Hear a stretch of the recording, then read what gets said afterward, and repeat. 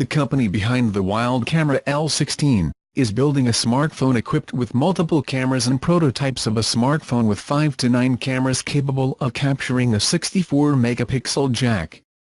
The whole package is not much thicker than an iPhone X.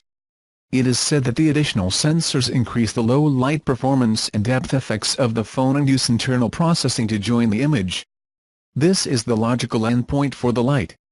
The company presented the $1,950 Liberian $16 camera in 2015 and began shipping it in 2017. The camera uses 16 lenses to capture 52-megapixel images. The results are impressive, especially when considering the size of the camera. It is really pocket. However, in the end, consumers want the convenience of a phone with the power of a dedicated camera. Light is not alone in the construction of a super camera phone. The camera manufacturer Red is about to launch its smartphone that revolutionizes a modular lens system and can be used as a viewer for Red film cameras. Huawei has also just launched the P21 Pro that uses 3 lenses to give the user the best possible option for color, monochrome and zoom.